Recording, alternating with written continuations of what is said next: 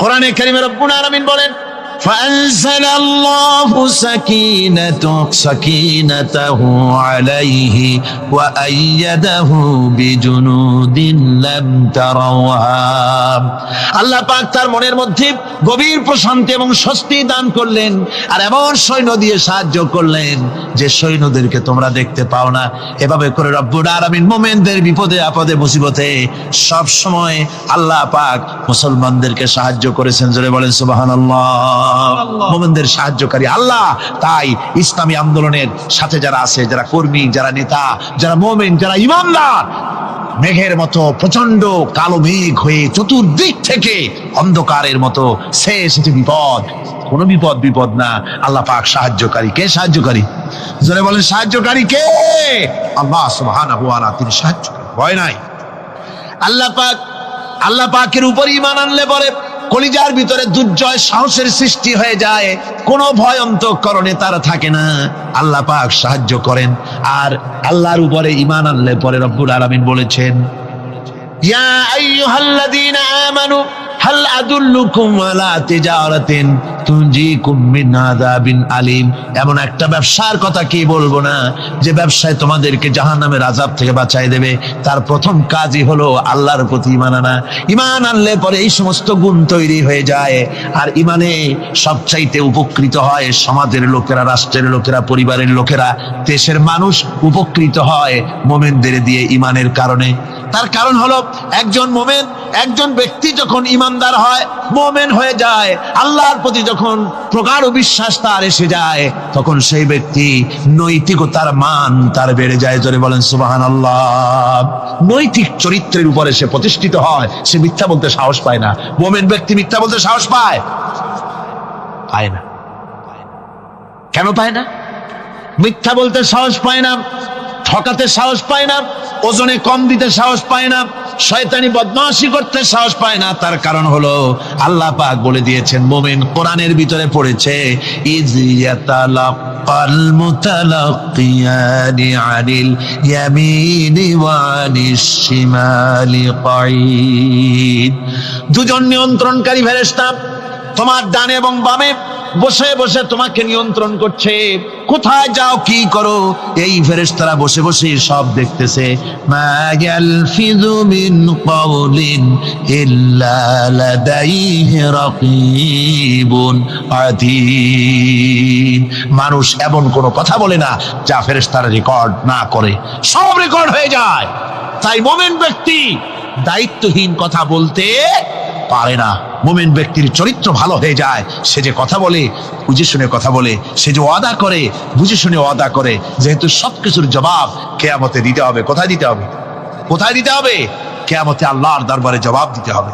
মহান আল্লাহ রাব্বুল আলামিন বলেছেন, ওয়ালাকাদ খালাকনাল ইনসানা ওয়া না'লামু মা তুওয়াসবিসু বিহি নাফসু।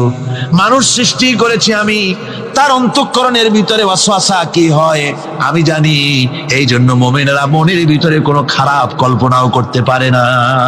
খারাপ কল্পনা করলেও তার হিসাব দেওয়া লাগবে আল্লাহর কাছে। কার কাছে? ওয়াইন তুবদু মিন আনফুসিকুম আও তুখফুহু ইউহাসিবুকুম বিহিল্লাহ। আল্লাহ বলেন, মনের মধ্যে যেসব কল্পনা করো তা প্রকাশ করো আর গোপন রাখো, ওইটার হিসাব নেব আমি আল্লাহ পাক। কিয়ামতের দিন আমার কাছে হিসাব দিতে হবে।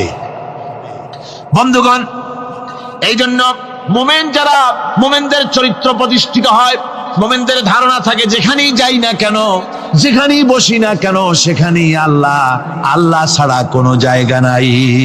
আছে নাকি? আছে। আল্লাহ পাক বলেন, মা ইয়াকুনু মিন নাজওয়া সালাসাতিন ইল্লা হুয়া রাবিউহুম। তোমরা যেখানে তিনজন মিলে পরামর্শ করো, মনে রেখো তিনজন নও, ওখানে চতুর্থ সত্তা আমি রব্বুল আলামিন তোমাদের কাছে আছি। সব শুনি আর দেখি। পাঁচজন যেখানে হও সেখানে আমি ষষ্ঠ। এর থেকে যদি কম হও, এর থেকে যদি বেশি হও, বান্দারে তুমি আছো যেখানে আমি আল্লাহ আছি সেখানে। উপায় নাই, সব জায়গায় আমি দেখতে পাচ্ছি। শুধু তাই নয়, রাত্রিবেলায় মানুষেরা গোপনে পরামর্শ করে না? করে কিনা? রাতে রাতে পরামর্শ করে, এক জায়গায় বসে, হলের মধ্যে, পাহাড়ের মধ্যে, কোন জায়গায় বসে পরামর্শ করে। কি পরামর্শ?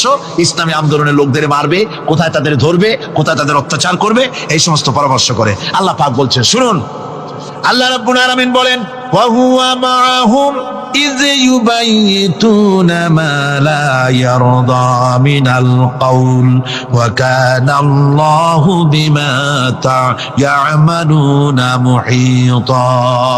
আল্লাহ পাক বলেন, তিনি তো ঠিক সেই সময়ও তোমাদের কাছে থাকেন যখন তোমরা নিজেদের ঘরের মধ্যে বসে কোনো এক জায়গায় বসে আল্লাহর মর্জির খেলাফ পরামর্শ করো, আল্লাহ তখনও তোমাদের কাছে থাকেন। আল্লাহর ইহাতা থেকে, আল্লাহর কর্তৃত্ব থেকে বেরিয়ে যাওয়ার কোনো উপায় নাই। সুতরাং গোপনে বলেন, প্রকাশ্যে বলেন, যেভাবেই যা কিছু করা হোক না কেন, আল্লাহর কাছে আমাদের সমস্ত অপরাধগুলি ধরা হয়ে যায়। আর এটাই হচ্ছে ঈমানের সীমা পরিসীমা। তিলকা হুদুদাল্লাহ ফালা তা'তাদুহা, তিলকা হুদুদুল্লাহ, এটাই হচ্ছে আল্লাহর সীমানা।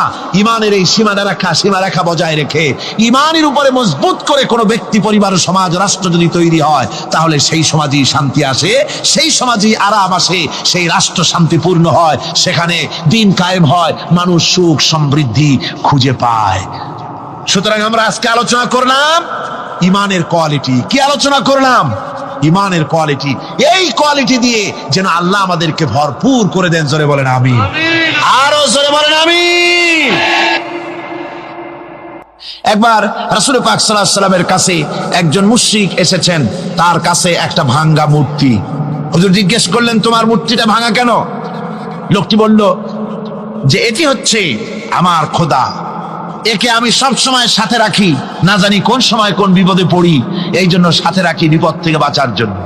পথিমধ্যে আমার প্রকৃতির ডাক এলো, পেশাব পায়খানায় যাওয়ার প্রয়োজন হলো, তো মনে করলাম এমন জায়গায় এই খোদা নিয়ে যাওয়া উচিত না। খোদাকে রাস্তার উপরে রেখে তারপরে গেলাম কাম সারতে। কাম সেরে এসে দেখি যে এইটার মাথা থেকে শুরু করে পা পর্যন্ত ভিজা। মনে করলাম খোদার শরীর ভিজা, না জানি নিশ্চয়ই কোনো পবিত্র বরকতপূর্ণ পানি হবে।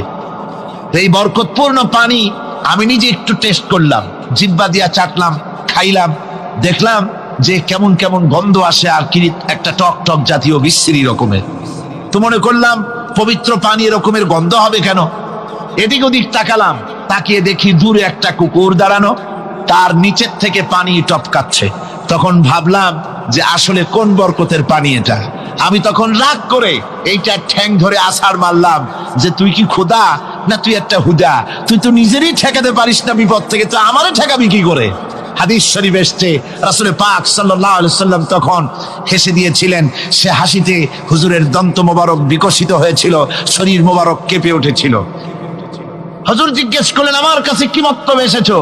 লোকটি বলছে, হুজুর আমার কাছে আজকে এসব জিনিসের ব্যর্থতা, অসারতা ধরা পড়েছে, আমি তৌহিদের আশ্রয় নিতে এসেছি।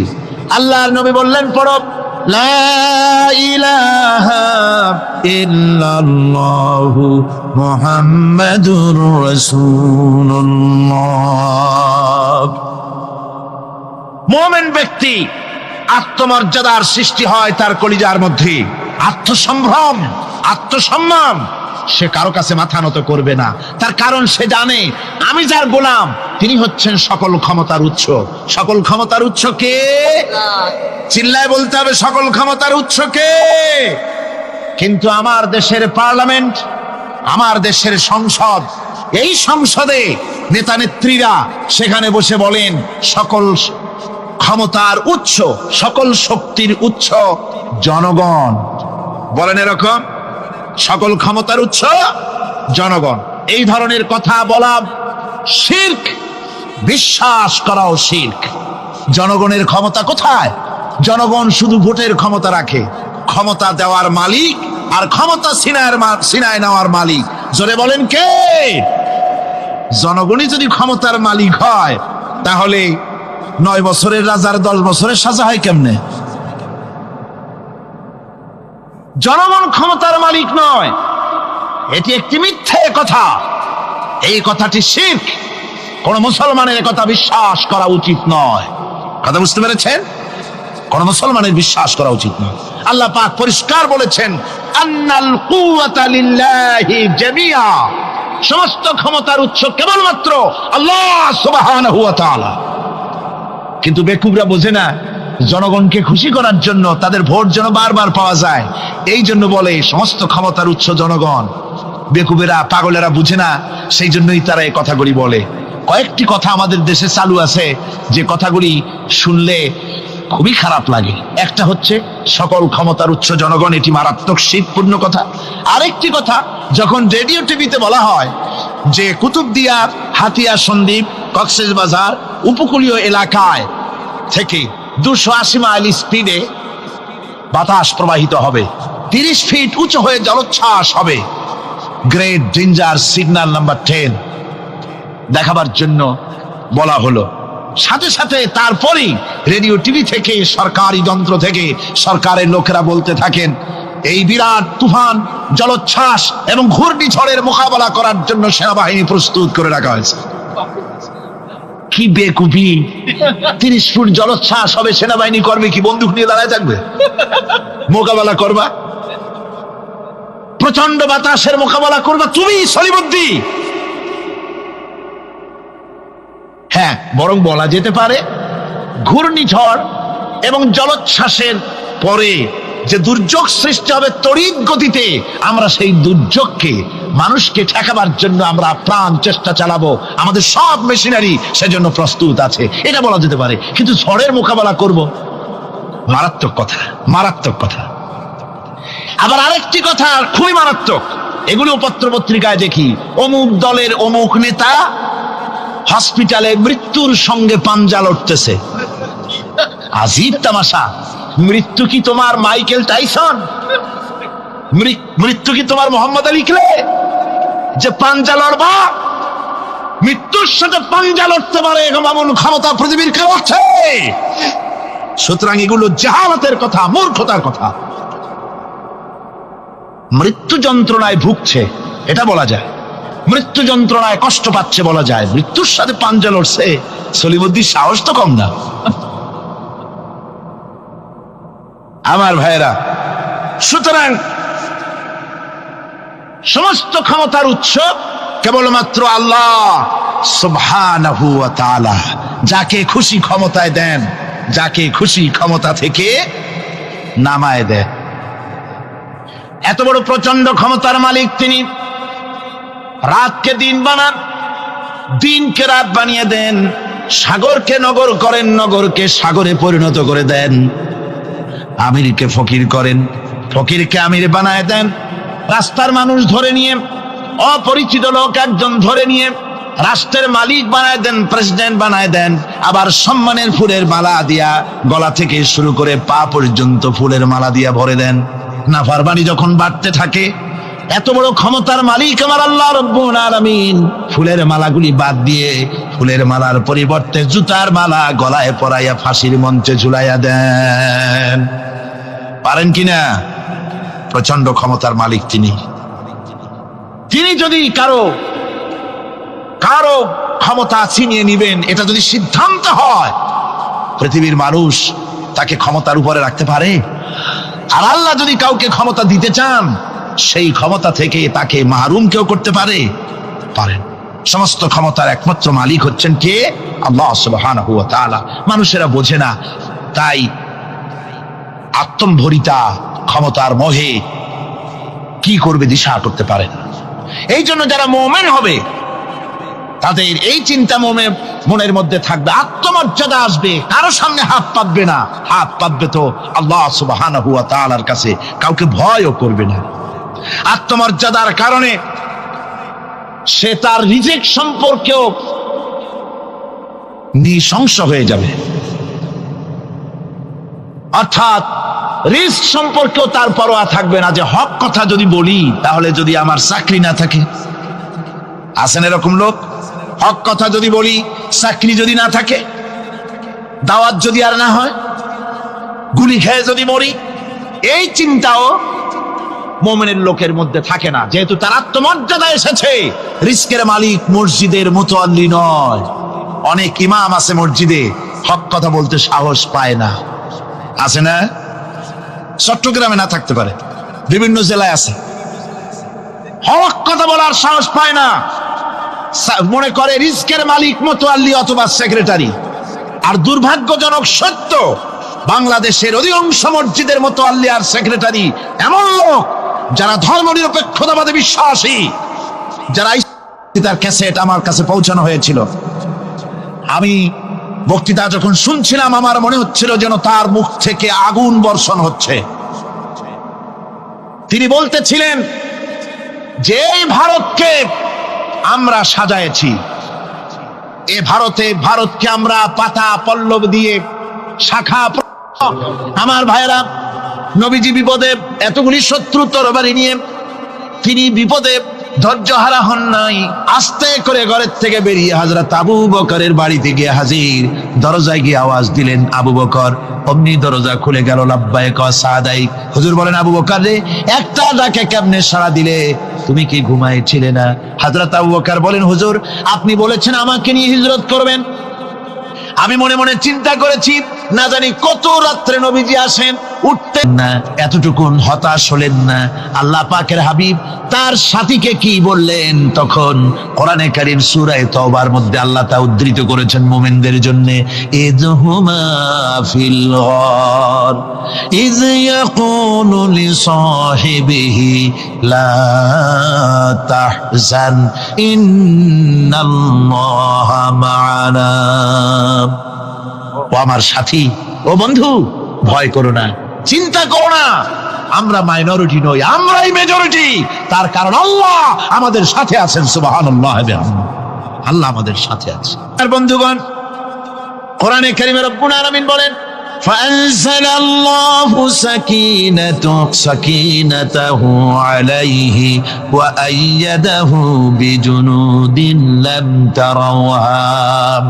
আল্লাহ পাক তার মনের মধ্যে গভীর প্রশান্তি এবং স্বস্তি দান করলেন, আর এমন সৈন্য দিয়ে সাহায্য করলেন যে সৈন্যদেরকে তোমরা দেখতে পাও না। এভাবে করে রব্বুল আলামিন মুমিনদের বিপদে আপদে মুসিবতে সব সময় আল্লাহ পাক মুসলমানদেরকে সাহায্য করেছেন। জোরে বলেন সুবহানাল্লাহ। মুমিনদের সাহায্যকারী আল্লাহ। তাই ইসলামী আন্দোলনের সাথে যারা আছে, যারা কর্মী, যারা নেতা, যারা মুমিন, যারা ঈমানদার, মেঘের মতো প্রচন্ড কালো মেঘ হয়ে চতুর্দিক থেকে অন্ধকারের মতো সে এসেছে বিপদ, কোন বিপদ না। আল্লাহ পাক সাহায্যকারী। কে সাহায্যকারী? জোরে বলেন, সাহায্যকারী কে? আল্লাহ সুবহানাহু ওয়া তাআলা, তিনি সাহায্যকারী, ভয় নাই। আল্লাহ পাকের উপর ঈমান আনলে পরে কলিজার ভিতরে দুর্জয় সাহসের সৃষ্টি হয়ে যায়, কোনো ভয় অন্তঃকরণে তার থাকে না। আল্লাহ পাক সাহায্য করেন। আর আল্লাহর উপরে ঈমান আনলে পরে রব্বুল আলামিন বলেছেন, ইয়া আইয়ুহাল্লাযীনা আমানু হাল আদুল্লুকুম আলা তিজারাতিন তুনজিকুম মিন আযাবিন আলীম। এমন একটা ব্যবসার কথা কি বলবো না যে ব্যবসায় তোমাদেরকে জাহান্নামের আযাব থেকে বাঁচায় দেবে। তার প্রথম কাজই হলো আল্লাহর প্রতি ঈমান আনা। ঈমান আনলে পরে এই সমস্ত গুণ তৈরি হয়ে যায়। আর ঈমানে সবচাইতে উপকৃত হয় সমাজের লোকেরা, রাষ্ট্রের লোকেরা, পরিবারের লোকেরা, দেশের মানুষ উপকৃত হয় মুমিনদের দিয়ে ঈমানের কারণে।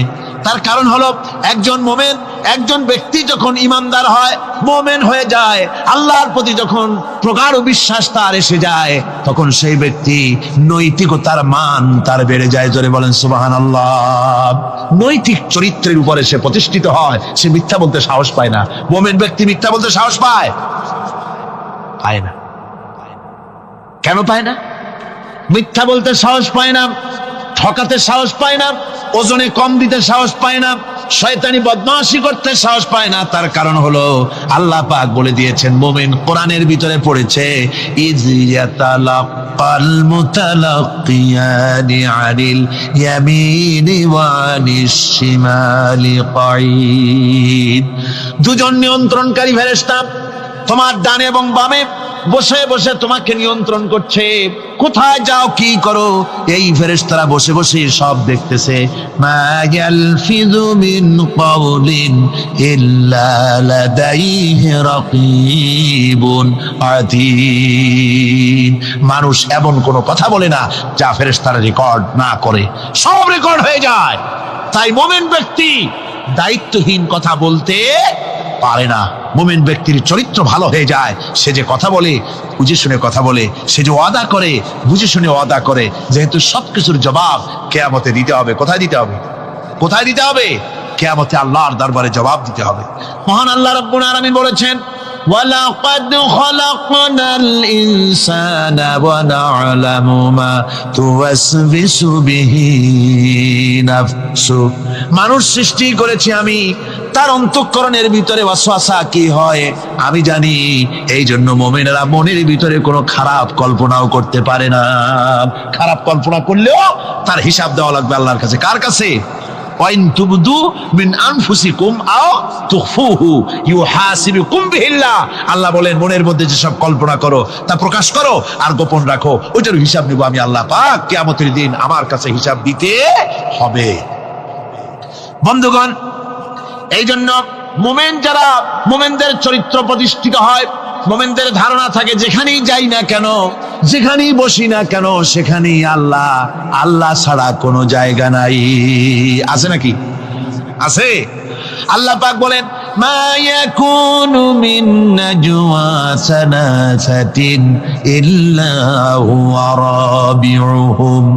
তোমরা যেখানে তিনজন মিলে পরামর্শ করো, মনে রেখো তিনজন নও, ওখানে চতুর্থ সত্তা আমি রব্বুল আলামিন তোমাদের কাছে আছি। সব শুনিয়ার দেখি, পাঁচজন যেখানে হও সেখানে আমি ষষ্ঠ। এর থেকে যদি কম হও, এর থেকে যদি বেশি হও, বান্দারে তুমি আছো যেখানে আমি আল্লাহ আছি সেখানে। উপায় নাই, সব জায়গায় আমি দেখতে পাচ্ছি। শুধু তাই নয়, রাত্রিবেলায় মানুষেরা গোপনে পরামর্শ করে, করে না? করে কিনা? রাতে রাতে পরামর্শ করে, এক জায়গায় বসে, হলের মধ্যে, পাহাড়ের মধ্যে, কোন জায়গায় বসে পরামর্শ করে। কি পরামর্শ? ইসলামী আন্দোলনের লোকদের মারবে, কোথায় তাদের ধরবে, কোথায় তাদের অত্যাচার করবে, এই সমস্ত পরামর্শ করে। আল্লাহ পাক বলছেন, শুনুন, আল্লাহ রাব্বুল আলামিন বলেন, ওয়া হুয়া মাআহুম ইয ইউবাইতুনা মা লা ইয়ারদা মিনাল কওল ওয়া কানা আল্লাহু বিমা তা'মালুনা মুহীতা। আল্লাহ পাক বলেন, তিনি তো ঠিক সেই সময়ও তোমাদের কাছে থাকেন যখন তোমরা নিজেদের ঘরের মধ্যে বসে, কোনো এক জায়গায় বসে আল্লাহর মর্জির খেলাফ পরামর্শ করো, আল্লাহ তখনও তোমাদের কাছে থাকেন। আল্লাহর এহাতা থেকে, আল্লাহর কর্তৃত্ব থেকে বেরিয়ে যাওয়ার কোনো উপায় নাই। সুতরাং গোপনে বলেন, প্রকাশ্যে বলেন, যেভাবেই যা কিছু করা হোক না কেন, আল্লাহর কাছে আমাদের সমস্ত অপরাধগুলি ধরা হয়ে যায়। আর এটাই হচ্ছে ঈমানের সীমা পরিসীমা। তিলকা হুদুদাল্লাহ ফালা তা'তাদুহা। তিলকা হুদুদুল্লাহ, এটাই হচ্ছে আল্লাহর সীমানা। ঈমানের এই সীমারেখা বজায় রেখে, ঈমানের উপরে মজবুত করে কোনো ব্যক্তি, পরিবার, সমাজ, রাষ্ট্র যদি তৈরি হয়, তাহলে সেই সমাজেই শান্তি আসে, সেই সমাজেই আরাম আসে, সেই রাষ্ট্র শান্তিপূর্ণ হয়, সেখানে দিন কায়েম হয়, মানুষ সুখ সমৃদ্ধি খুঁজে পায়। সুতরাং আমরা আজকে আলোচনা করলাম ঈমানের কোয়ালিটি। কি আলোচনা করলাম? ঈমানের কোয়ালিটি। এই কোয়ালিটি দিয়ে যেন আল্লাহ আমাদেরকে ভরপুর করে দেন। জোরে বলেন আমিন। আরো জোরে বলেন আমিন।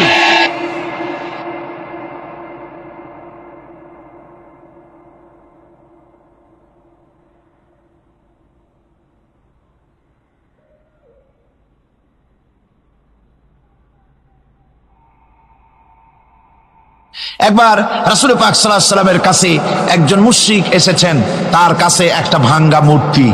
হুজুর জিজ্ঞেস করলেন, তোমার মূর্তিটা ভাঙা কেন? লোকটি বলল যে, এটি হচ্ছে আমার খোদা, একে আমি সব সময় সাথে রাখি, না জানি কোন সময় কোন বিপদে পড়ি, এই জন্য সাথে রাখি বিপদ থেকে বাঁচার জন্য। পথিমধ্যে আমার প্রকৃতির ডাক এলো, পেশাব পায়খানায় যাওয়ার প্রয়োজন হলো, তো মনে করলাম এমন জায়গায় এই খোদা নিয়ে যাওয়া উচিত না। খোদাকে রাস্তার উপরে রেখে তারপরে গেলাম কাম সারতে। কাম সেরে এসে দেখি যে এইটার মাথা থেকে শুরু করে পা পর্যন্ত ভিজা। মনে করলাম খোদার শরীর ভিজা, না জানি নিশ্চয়ই কোনো পবিত্র বরকতপূর্ণ পানি হবে। তো এই বরকতপূর্ণ পানি আমি নিজে একটু টেস্ট করলাম, জিহ্বা দিয়া চাটলাম, খাইলাম, দেখলাম যে কেমন কেমন গন্ধ আসে, আর কি একটা টক টক জাতীয় বিশ্রী রকমের। তো মনে করলাম পবিত্র পানি এরকমের গন্ধ হবে কেন? এদিক ওদিক তাকালাম, তাকিয়ে দেখি দূরে একটা কুকুর দাঁড়ানো, তার নিচের থেকে পানি টপকাচ্ছে। তখন ভাবলাম যে আসলে কোন বরকতের পানি এটা। আমি তখন রাগ করে এইটা ঠ্যাং ধরে আছাড় মারলাম যে তুই কি খোদা না তুই একটা হুদা, তুই তো নিজেরই ঠেকাতে পারিস না বিপদ থেকে, তো আমারে ঠেকাবি কি করে। হাদিস শরীফ এসছে রাসূল পাক সাল্লাল্লাহু আলাইহি সাল্লাম তখন হেসে দিয়েছিলেন। সে হাসিতে হুজুরের দন্ত মোবারক বিকশিত হয়েছিল, শরীর মোবারক কেঁপে উঠেছিল। হুজুর জিজ্ঞেস করলেন আমার কাছে কি বক্তব্য এসেছো? লোকটি বলছে হুজুর আমার কাছে আজকে এইসব জিনিসের ব্যর্থতা অসারতা ধরা পড়েছে, আমি তাওহীদের আশ্রয় নিতে এসেছি। আল্লাহর নবী বললেন পড়ো লা ইলাহা ইল্লাল্লাহু মুহাম্মাদুর রাসূলুল্লাহ। মুমিন ব্যক্তি আত্মমর্যাদার সৃষ্টি হয় তার কলিজার মধ্যে, আত্মসম্ভ্রম আত্মসম্মান, সে কারো কাছে মাথা নত করবে না। তার কারণ সে জানে আমি যার গোলাম তিনি হচ্ছেন সকল ক্ষমতার উৎস। সকল ক্ষমতার উৎস কে? চিল্লায় বলতে হবে সকল ক্ষমতার উৎস কে? কিন্তু আমার দেশের পার্লামেন্ট, আমার দেশের সংসদ, এই সংসদে নেতা নেত্রীরা সেখানে বসে বলেন সকল ক্ষমতার উৎস, সকল শক্তির উৎস জনগণ। বলেন এরকম, সকল ক্ষমতার উৎস জনগণ। এই ধরনের কথা বলা শিরক, বিশ্বাস করাও শিরক। জনগণের ক্ষমতা কোথায়? জনগণ শুধু ভোটের ক্ষমতা রাখে, ক্ষমতা দেওয়ার মালিক আর ক্ষমতা ছিনায় নেওয়ার মালিক জোরে বলেন কে? জনগণই যদি ক্ষমতার মালিক হয় তাহলে 9 বছরের রাজার 10 বছরের সাজা হয় কেমনে? জনগণ ক্ষমতার মালিক নয়, এটি একটি মিথ্যে কথা। এই কথাটি শিরক, কোন মুসলমানের কথা বিশ্বাস করা উচিত নয়। কথা বুঝতে পেরেছেন? কোন মুসলমানের বিশ্বাস করা উচিত নয়। আল্লাহ পাক পরিষ্কার বলেছেন আন্নাল কুওয়াতা লিল্লাহি জামিআ, সমস্ত ক্ষমতার উৎস কেবলমাত্র আল্লাহ সুবহানাহু ওয়া তাআলা। কিন্তু বেকুবরা বোঝে না, জনগণকে খুশি করার জন্য তাদের ভোট যেন বারবার পাওয়া যায় এই জন্য বলে সমস্ত ক্ষমতার উৎস জনগণ। বেকুবেরা পাগলেরা বুঝে না, সেই জন্যই তারা এই কথাগুলি বলে। কয়েকটি কথা আমাদের দেশে চালু আছে যে কথাগুলি শুনলে খুবই খারাপ লাগে। একটা হচ্ছে সকল ক্ষমতার উৎস জনগণ, এটি মারাত্মক শিরকপূর্ণ কথা। আরেকটি কথা, যখন রেডিও টিভিতে বলা হয় যে কুতুবদিয়া, হাতিয়া সন্দ্বীপ, কক্সবাজার উপকূলীয় এলাকায় থেকে 280 মাইল স্পিডে বাতাস প্রবাহিত হবে, 30 ফিট উঁচু হয়ে জলোচ্ছ্বাস হবে, গ্রেট ডেঞ্জার সিগন্যাল নাম্বার 10 দেখাবার জন্য বলা হলো। সাথে সাথে তারপরেই রেডিও টিভি থেকে, সরকারি যন্ত্র থেকে সরকারের লোকেরা বলতে থাকেন এই বিরাট তুফান, জলোচ্ছ্বাস এবং ঘূর্ণিঝড়ের মোকাবেলা করার জন্য সেনাবাহিনী প্রস্তুত করে রাখা হয়েছে। কি বেকুবি! 30 ফুট জলোচ্ছ্বাস হবে, সেনাবাহিনী করবে কি? বন্দুক নিয়ে দাঁড়ায় থাকবে? মোকাবেলা করবা? প্রচন্ড বাতাসের মোকাবেলা করবা তুমি সলিমুদ্দি? হ্যাঁ, বরং বলা যেতে পারে ঘূর্ণিঝড় এবং জলোচ্ছ্বাসের পরে যে দুর্যোগ সৃষ্টি হবে তড়িৎ গতিতে, আমরা সেই দুর্যোগকে, মানুষকে ঠেকাবার জন্য আমরা প্রাণ চেষ্টা চালাবো, আমাদের সব মেশিনারি সেজন্য প্রস্তুত আছে, এটা বলা যেতে পারে। কিন্তু ঝড়ের মোকাবেলা করব, মারাত্মক কথা, মারাত্মক কথা। আবার আরেকটি কথা খুবই মারাত্মক, এগুলো পত্র পত্রিকায় দেখি, অমুক দলের অমুক নেতা হসপিটালে মৃত্যুর সঙ্গে পাঞ্জা লড়তেছে। আজীব তামাশা! মৃত্যু কি তোমার মাইকেল টাইসন? মৃত্যু কি তোমার মোহাম্মদ আলী ক্লে যে পাঞ্জা লড়বা? মৃত্যুর সাথে পাঞ্জা লড়তে পারে এমন ক্ষমতা পৃথিবীর কেউ আছে? সুতরাং এগুলো জাহালাতের কথা, মূর্খতার কথা। মৃত্যু যন্ত্রণায় ভুগছে এটা বলা যায়, মৃত্যু যন্ত্রণায় কষ্ট পাচ্ছে বলা যায়, মৃত্যুর সাথে পাঞ্জা লড়ছে, সলিমুদ্দিন সাহস তো কম না। আমার ভাইয়েরা, সুতরাং সমস্ত ক্ষমতার উৎস কেবলমাত্র আল্লাহ সুবহানাহু ওয়া তাআলা। যাকে খুশি ক্ষমতায় দেন, যাকে খুশি ক্ষমতা থেকে নামায় দেন। এত বড় প্রচন্ড ক্ষমতার মালিক তিনি, রাতকে দিন বানান, দিনকে রাত বানিয়ে দেন, সাগরকে নগর করেন, নগরকে সাগরে পরিণত করে দেন, আমিরকে ফকির করেন, ফকিরকে আমির বানায় দেন, রাস্তার মানুষ ধরে নিয়ে, অপরিচিত লোক একজন ধরে নিয়ে রাষ্ট্রের মালিক বানায় দেন, প্রেসিডেন্ট বানায় দেন, আবার সম্মানের ফুলের মালা দিয়া গলা থেকে শুরু করে পা পর্যন্ত ফুলের মালা দিয়া ভরে দেন। নাফরমানি যখন বাড়তে থাকে, এত বড় ক্ষমতার মালিক আমার আল্লাহ রব্বুল আলামিন ফুলের মালাগুলি বাদ দিয়ে ফুলের মালার পরিবর্তে জুতার মালা গলায় পরাইয়া ফাঁসির মঞ্চে ঝুলাইয়া দেন। পারেন কিনা? প্রচন্ড ক্ষমতার মালিক তিনি। তিনি যদি কারো ক্ষমতা ছিনিয়ে নিবেন, এটা যদি সিদ্ধান্ত হয়, পৃথিবীর মানুষ তাকে ক্ষমতার উপরে রাখতে পারে? আর আল্লাহ যদি কাউকে ক্ষমতা দিতে চান, সেই ক্ষমতা থেকে তাকে মাহরুম কেউ করতে পারে? পারেন। সমস্ত ক্ষমতার একমাত্র মালিক হচ্ছেন কে? আল্লাহ সুবহানাহু ওয়া তাআলা। মানুষেরা বোঝে না, তাই আত্মম্ভরিতা ক্ষমতার মোহে কি করবে দিশা করতে পারে না। এই জন্য যারা মুমিন হবে তাদের এই চিন্তা মনের মধ্যে থাকবে, আত্মমর্যাদা আসবে, কারো সামনে হাত পাতবে না, হাত পাতবে তো আল্লাহ সুবহানাহু ওয়া তাআলার কাছে, কাউকে ভয়ও করবে না। আত্মমর্যাদার কারণে সে তার রিজিক সম্পর্কেও নৃশংস হয়ে যাবে, অর্থাৎ রিস্ক সম্পর্কেও তার পরোয়া থাকবে না, যে হক কথা যদি বলি তাহলে যদি আমার চাকরি না থাকে। আছেন এরকম লোক? হক কথা যদি বলি, চাকরি যদি না থাকে, দাওয়াত যদি আর না হয়, গুলি খেয়ে যদি মরি, এই চিন্তাও মুমিনের লোকের মধ্যে থাকে না, যেহেতু তার আত্মমর্যাদা এসেছে। রিস্কের মালিক মসজিদের মুতাল্লি নয়। অনেক ইমাম আছে মসজিদে, হক কথা বলতে সাহস পায় না। আছে না? চট্টগ্রামে না থাকতে পারে, বিভিন্ন জেলায় আছে, হক কথা বলার সাহস পায় না, মনে করে রিস্কের মালিক মুতাল্লি অথবা সেক্রেটারি। আর দুর্ভাগ্যজনক সত্য, বাংলাদেশের অধিকাংশ মসজিদের মুতাল্লি আর সেক্রেটারি এমন লোক যারা ধর্মনিরপেক্ষতাবাদে বিশ্বাসী, যারা ইসলামের রাজনীতিতে বিশ্বাস করে না। এ ধরনের বহু লোক মসজিদের সেক্রেটারি, মেম্বার, মুতাল্লি হয়ে বসে আছে, আর মসজিদের ইমামদেরকে হক কথা বলতে দেয় না। আছে না? ইমাম সাহেবরা, আমি কিন্তু পাইকারি কথা বলছি না, আলহামদুলিল্লাহ যোগ্যতা সম্পন্ন ইমাম আছেন যারা কথা বলেন। আবার কিছু লোক আছে যারা ভয় পান, আমি তাদের উদ্দেশ্যে বলছি, কোরআনে কারীম বলছে রিস্কের মালিক হচ্ছেন আল্লাহ সুবহানাহু ওয়া তাআলা। তোমার রিস্কের পরোয়াটা কিসের? ইন্নাল্লাহা হুয়ার রাজ্জাকু যুল কুওয়াতিল মাতিন। রিস্কের মালিক তো আল্লাহ পাক, তার হাতেই সমস্ত রিস্ক। রিস্ক কার হাতে? বাংলাদেশ পৃথিবীর দ্বিতীয় বৃহত্তম মুসলিম দেশ, এই দেশে বসে মসজিদে কথা বলতে ভয় পায় মুসলমানেরা, মসজিদে বসে কথা বলতে ভয় পায়। কিন্তু ভারতের দিকে তাকান, ভারতের দিল্লির জুমা মসজিদের ইমাম আব্দুল্লাহ বুখারী, লোকটার জন্য দোয়া এসেই যায় দিল থেকে।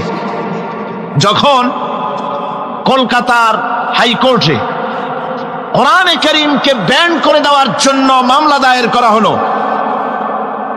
দিল্লির জুমা মসজিদের ইমাম বক্তৃতা করলেন। সেই বক্তৃতার ক্যাসেট আমার কাছে পৌঁছানো হয়েছিল। আমি বক্তৃতা, তাহলে আল্লাহর নবীর সঙ্গে বেয়াদবি হয়ে যাবে এই মনে করে বিছানায় না ঘুমাইয়া আপনার গলার আওয়াজ শোনার জন্য এই দরজার সঙ্গে পিঠ লাগাইয়া লাগাইয়া দাঁড়াইয়া ঘুমাচ্ছিলাম। আল্লাহর নবী হযরত আবু বকরকে সঙ্গে করে নিয়ে চললেন মদিনার দিকে, উল্টা পথে রওনা করলেন। বারবার কাবা শরীফের দিকে তাকাতে লাগলেন। বুখারী শরীফে এসেছে, নবীজি বারবার কাবার দিকে তাকিয়ে বলতেছেন, রে কাবা, বড় আশা ছিল তোর কাছে থাকবো, তোর খেদমত করব, কিন্তু তোর নিষ্ঠুর সন্তানেরা তোর কাছে আমারে থাকতে দিল না রে। আল্লাহ নবী মিসফালা দিয়ে জাবালে কেদোয়ার উপর দিয়ে চলে গেলেন জাবালে সুরে। গুহার কাছে যখন গিয়েছেন, হযরত রক্ত হয়ে গেল। হযরত আবু বকর রাদিয়াল্লাহু তাআলা আনহু বলছেন, হুজুর আর উপায় নাই, দিন হয়ে গেল, এখন বুঝি ধরা পড়ে যাব, ওই গুহার মধ্যে গিয়ে আশ্রয় নেই। তবে আপনি দাঁড়ান, গুহার ভিতরে পাহাড়িয়া গুহা, বিচ্ছু থাকতে পারে, সাপ থাকতে পারে, আমি আগে ঢুকি, যদি কোনো হিংস্র প্রাণী থাকে আমার উপর দিয়া আঘাত হয়ে যাক, আল্লাহর নবী হেফাজতে থাকুন। হযরত আবু বকর রাদিয়াল্লাহু তাআলা আনহু গুহার ভিতরে নামলেন, নেমে গুহা সাফ করে হুজুরকে ডাকলেন। হুজুর তাশরীফ ফরমালেন গুহার মধ্যে। হুজুর বলেন, আবু বকর, হেঁটে হেঁটে কষ্ট হয়ে গেছে, তুমি বসো, তোমার উরুর উপরে মাথা রেখে আমি একটু ঘুমায়ে যাই। আল্লাহর হাবিব ঘুমায় গেলেন। হযরত আবু বকর লক্ষ্য করে দেখেন চতুর্দিকে অনেকগুলি গর্ত দেখা যায়। এই গর্ত থেকে সাপ আসতে পারে, বিচ্ছু আসতে পারে মনে করে নিজের গায়ের চাদর ছিঁড়ে ছিঁড়ে গর্তগুলি বন্ধ করা শুরু করে দিলেন। কয়েকটা গর্ত বন্ধ করার মতো চাদর আর নাই, পাও দিয়ে চেপে ধরলেন। এক পাহাড়িয়া বিষধর সাপ বেরোবার জন্য চেষ্টা করে বেরোবার পথ খুঁজে না পেয়ে হযরত আবু বকরের পায়ের উপরে দংশন করেছে। বিষের যন্ত্রণায় হযরত আবু বকরের চোখ থেকে পানি দরদর করে পড়ছে। রাসূলুল্লাহর ঘুম ভেঙে গেল। আল্লাহর নবী তাকে বলেন, আবু বকর, চোখে পানি কেন? বাড়ির কথা বুঝি মনে পড়ে গেছে? হযরত আবু বকর বলেন, ইয়া রাসূলুল্লাহ, আল্লাহর নামে কসম করে বলি, যেই দিন আমি ঈমান এনেছি ওই দিন থেকে আমার মা বাপ, আমার কোলে আমার সন্তান, আমার স্ত্রী, আমার জায়গা জমি ঘর বাড়ি, এমনকি আমার নিজের আত্মার চাইতে হুজুর আপনারে ভালোবাসি বেশি। তাহলে কাঁদো কেন? হযরত আবু বকর বলেন, হুজুর, বাড়ির জন্য কাঁদি না, ছেলেপেলের জন্য কাঁদি না, সাপে দংশন করেছে, যন্ত্রণায় কাঁদতেছি। আল্লাহ নবী সঙ্গে সঙ্গে মুখ থেকে থুতু বার করে যন্ত্রণার জায়গায় লাগাই দিলেন। সঙ্গে সঙ্গে যন্ত্রণা বন্ধ হয়ে গেল। হুজুর বললেন, আবু বকর, প্রথম যখন তোমার এই আঘাত করেছিল সাপে, আমাকে কেন তাড়াতাড়ি বলো নাই? এতক্ষণ তো তোমার কষ্ট হতো না। হযরত আবু বকর বলেন, ইয়া রাসূলুল্লাহ, ওটা তো সাপে কাটার যন্ত্রণা, ওই যন্ত্রণায় আমার রক্ত জ্বলতেছে, যন্ত্রণায় যন্ত্রণায় আমার কলেজাটা যদি ফেটেও যেত। আল্লাহর হাবিব আরাম ফরমাচ্ছিলেন, আমি তাকে আরামে বিঘ্ন ঘটাতে পারতাম না। আমার ভাইয়েরা, হযরত আবু বকর, হযরত রাসূল দুজন বসে আছেন। এমনি সময় কাফের বেঈমানেরা খুঁজতে খুঁজতে জায়গা মতো এসে গেছে। একজনে বলে ভিতরে আছে, আর একজনে বলে নাই। পায়ের যদি থাকবে তাহলে মাকড়সায় জাল বুনালো কি করে? পাখি ডিম পেড়ে বসে আছে কি করে? তাদের সন্দেহ হতে লাগলো।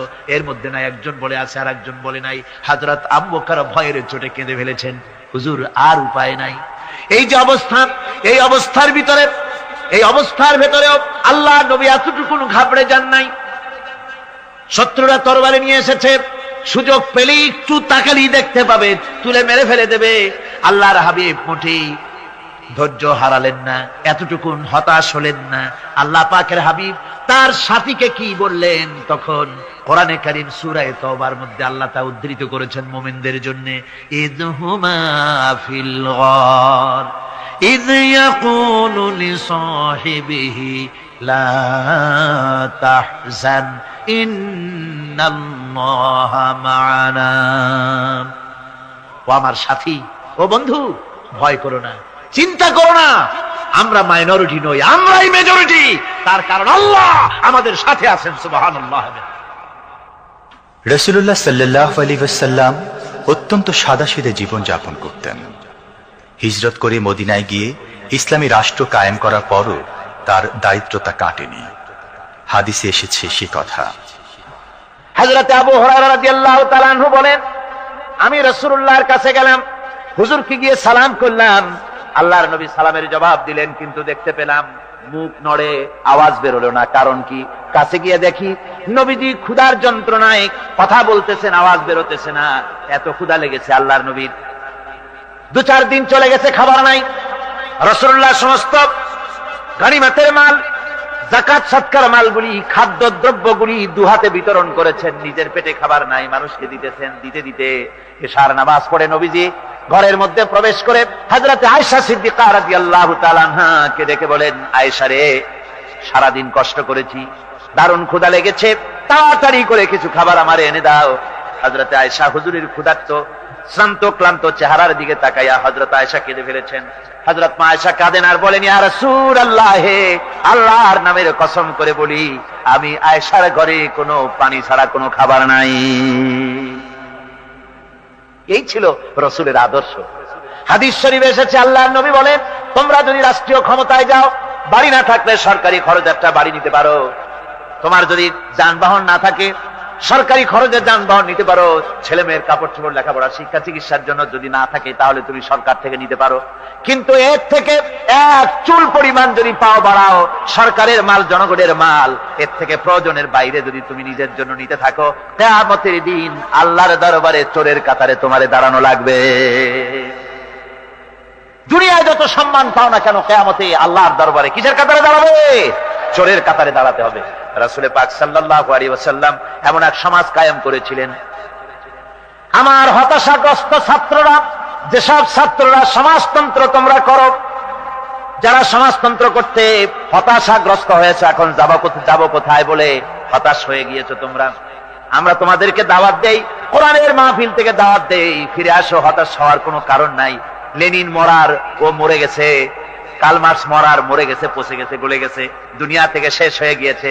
আল্লাহ নবীর নেতৃত্ব, সূর্য যতদিন উঠবে আর ডুববে, নবীদের নেতৃত্ব শেষ হবে না। ওই নেতৃত্বে আসো, রাসূলের নেতৃত্ব মেনে নাও, কোরআনের শাসন মেনে নাও, তাহলেই শান্তি পাবে তোমরা।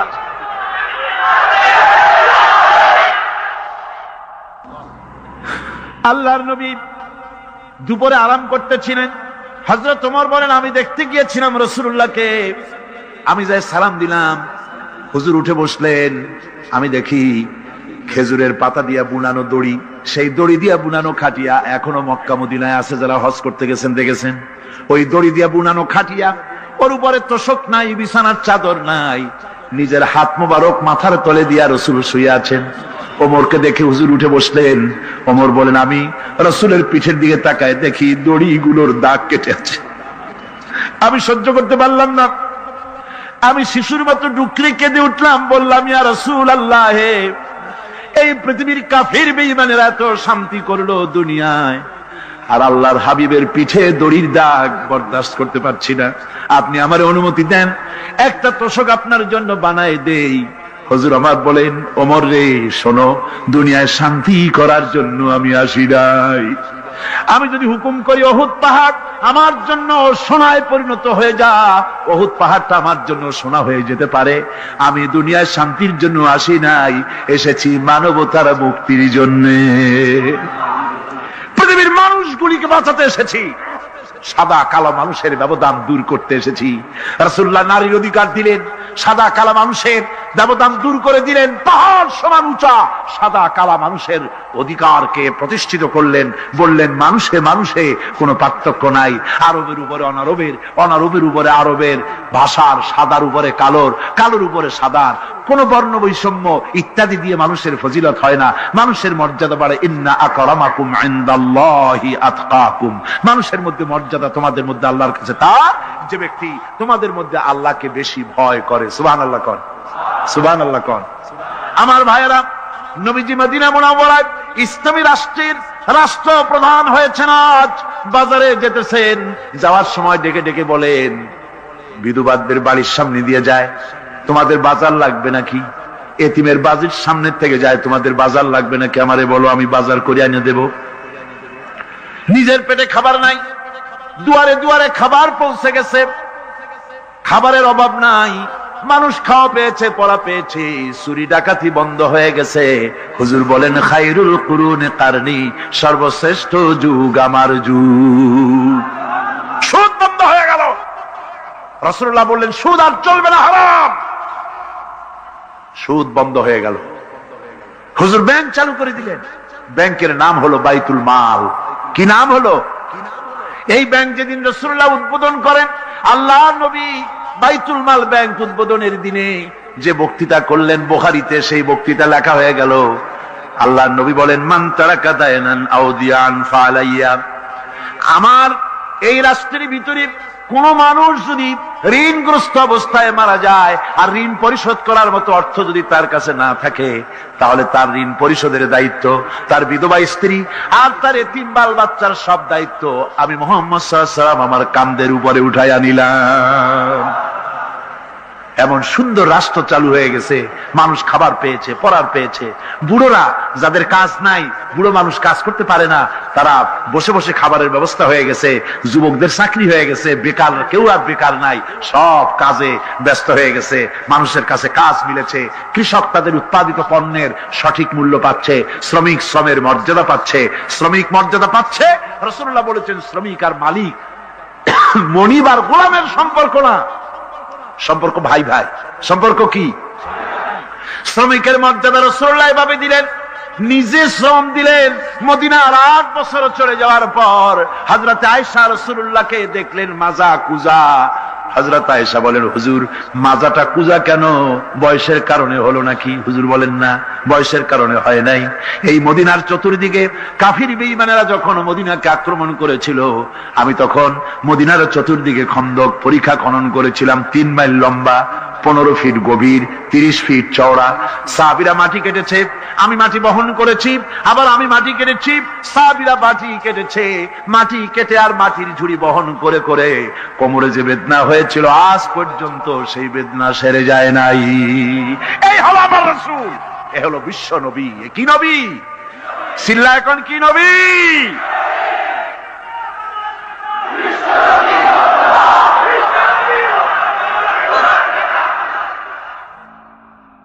হুকুম করি উহুদ পাহাড় আমার জন্য সোনায় পরিণত হয়ে যা।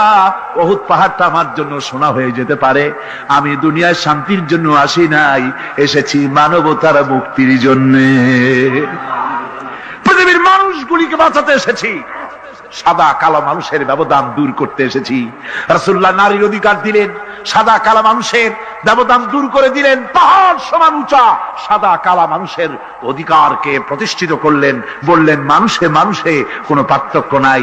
আরবের উপরে অনারবের, অনারবের উপরে আরবের, ভাষার সাদার উপরে কালোর, কালোর উপরে সাদার, কোন বর্ণ বৈষম্য ইত্যাদি দিয়ে নিজের পেটে খাবার নাই, দুয়ারে দুয়ারে খাবার পৌঁছে গেছে, খাবারের অভাব নাই, মানুষ খাওয়া পেয়েছে, পড়া পেয়েছে, চুরি ডাকাতি বন্ধ হয়ে গেছে।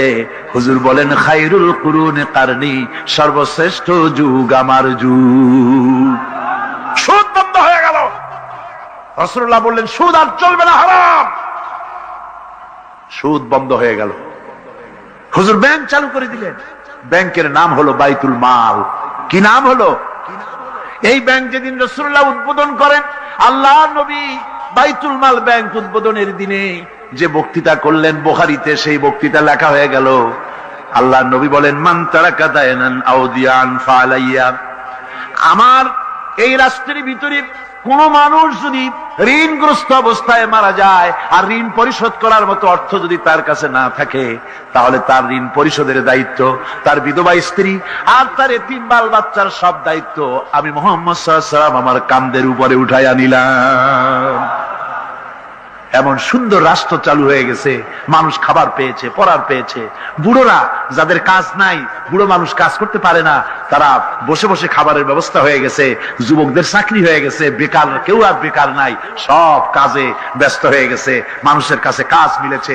কৃষক তাদের উৎপাদিত পণ্যের সঠিক মূল্য পাচ্ছে, শ্রমিক শ্রমের মর্যাদা পাচ্ছে, শ্রমিক মর্যাদা পাচ্ছে। রাসূলুল্লাহ বলেছেন শ্রমিক আর মালিক মনিব আর গোলামের সম্পর্ক না, সম্পর্ক ভাই ভাই। সম্পর্ক কি? শ্রমিকের মর্যাদা রাসূলুল্লাহ এভাবে দিলেন, নিজে শ্রম দিলেন। মদিনার 8 বছর চলে যাওয়ার পর হযরত আয়েশা রাসূলুল্লাহকে দেখলেন মাজা কুজা। হযরত আয়েশা বলেন, হুজুর মাজাটা কুজা কেন? বয়সের কারণে হলো নাকি? হুজুর বলেন, না, বয়সের কারণে হয় নাই। এই মদিনার চতুর্দিকে কাফির বেঈমানেরা যখন মদিনাকে আক্রমণ করেছিল, আমি তখন মদিনার চতুর্দিকে খন্দক পরিখা খনন করেছিলাম, 3 মাইল লম্বা, 15 ফিট গভীর, 30 ফিট চওড়া। সাহাবীরা মাটি কেটেছে, আমি মাটি বহন করেছি, আবার আমি মাটি কেটেছি, সাহাবীরা মাটি কেটেছে। মাটি কেটে আর মাটির ঝুড়ি বহন করে করে কোমরে যে বেদনা হয়েছিল, আজ পর্যন্ত সেই বেদনা সেরে যায় নাই। এই হলো আমার রাসূল, এ হলো বিশ্ব নবী। কি নবী? সিল্লা এখন কি নবী?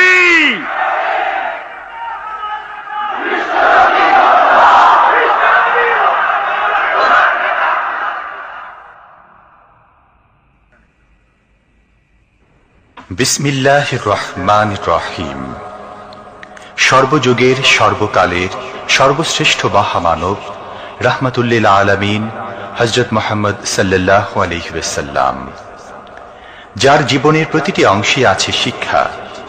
মহান রব্বুল আলামিনের অকৃত্রিম বন্ধু রাসূলুল্লাহ সাল্লাল্লাহু আলাইহি ওয়াসাল্লামের জীবন থেকে শিক্ষা গ্রহণ আমাদের সবারই একান্ত কর্তব্য। এখন আমাদের সামনে রাসূল করিম সাল্লাল্লাহু আলাইহি ওয়াসাল্লামের জীবনের নানা দিক নিয়ে আলোচনা করছেন আন্তর্জাতিক খ্যাতিসম্পন্ন মুফাসসিরে কোরআন ও বিশিষ্ট ইসলামী চিন্তাবিদ হযরত মাওলানা দেলোয়ার হোসাইন সাঈদী। শব্দগ্রহণে মাহসিন সাউন্ড সিস্টেম, প্রযোজনায় সিএইচপি, পরিবেশনায় স্পন্দন অডিও ভিজুয়াল সেন্টার, ঢাকা। আল্লাহ রাব্বুল আলামিন বলেন, মা ইয়ানতিকু আনিল হাওয়া ইন হুয়া ইল্লা ওয়াহিয়ুন ইউহা। আমার নবী নফসকে অনুসরণ করে, প্রবৃত্তিকে অনুসরণ করে কোনো কথা বলেন না। আমার নবী যেটা বলেন সেটা হলো ওহী। আমি যা বলতে বলি তাই তিনি বলেন। ওয়ালাউ তাকাওয়ালা আলাইনা বা'দাল আকাবিল। আমার নবী যদি নিজের থেকে বানিয়ে কোনো কথা যদি কোরআনের ভিতরে আমার নামে চালায় দিতেন, আমি আল্লাহ রাব্বুল আলামিন আমার নবীর ডান হাতকে চেপে ধরতাম, আর তার কণ্ঠ নালীকে আমি আল্লাহ রাব্বুল আলামিন কেটে ফেলে দিতাম। তিনি যা বলেছেন সব কার কথা? আল্লাহ পাকের কথা। তিনি হচ্ছেন গোটা বিশ্বের সর্বশ্রেষ্ঠ চরিত্রের আধার। তার চরিত্রের সার্টিফিকেট আল্লাহ পাক দিচ্ছেন। চরিত্রের সার্টিফিকেট কে দিলেন? আল্লাহ পাক দিয়েছেন। কোরআনে কারীমের মধ্যে আল্লাহ রাব্বুল আলামিন বলেন, ওয়া ইন্নাকা লাআলা খুলুকিন আযীম।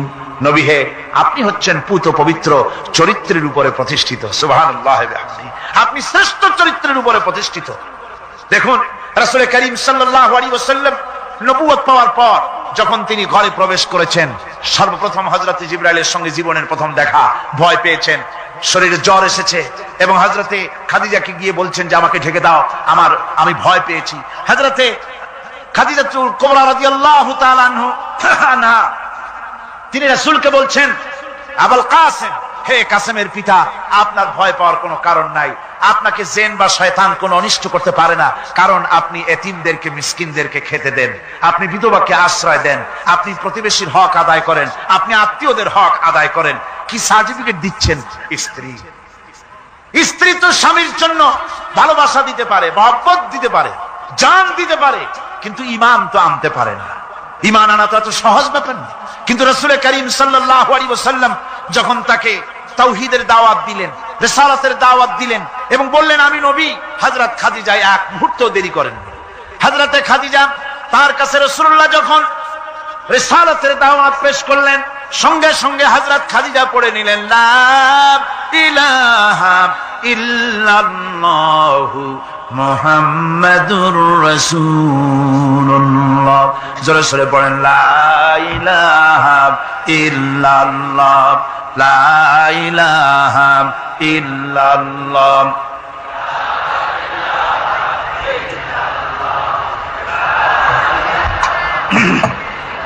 মুহাব্বতের সাথে জোরে জোরে পড়েন, লা ইলাহা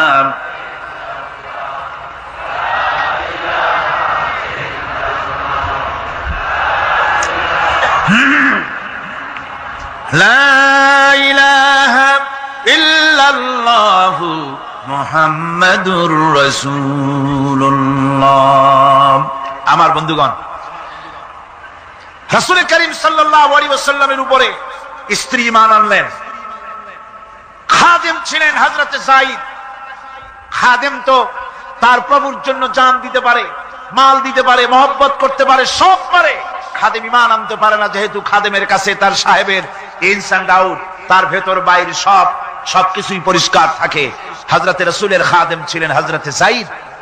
হযরত যায়েদ তার উপরে যখন 15 বছর খাদেম ছিলেন রাসূলুল্লাহ, হুজুর যখন তার কাছে দাওয়াত পেশ করলেন, যখন রিসালাতের দাওয়াত পেশ করলেন, তাওহীদের দাওয়াত দিলেন, খাদেম যায়েদ একটু চিন্তা করলেন না, সাথে সাথে পড়লেন, যেসব ছাত্ররা সমাজতন্ত্র তোমরা করো, যারা সমাজতন্ত্র করতে হতাশাগ্রস্ত হয়েছে, এখন যাব কোথায় বলে হতাশ হয়ে গিয়েছো তোমরা, আমরা তোমাদেরকে দাওয়াত দেই, কোরআনের মাহফিল থেকে দাওয়াত দেই, ফিরে আসো, হতাশ হওয়ার কোনো কারণ নাই। লেনিন ও মরে গেছে, কালমার্স মরে গেছে, পচে গেছে, গলে গেছে, দুনিয়া থেকে শেষ হয়ে গিয়েছে। আল্লাহ নবীর নেতৃত্ব, সূর্য যতদিন উঠবে আর ডুববে, নবীদের নেতৃত্ব শেষ হবে না। ওই নেতৃত্বে আসো, রাসূলের নেতৃত্ব মেনে নাও, কোরআনের শাসন মেনে নাও, তাহলেই শান্তি পাবে তোমরা।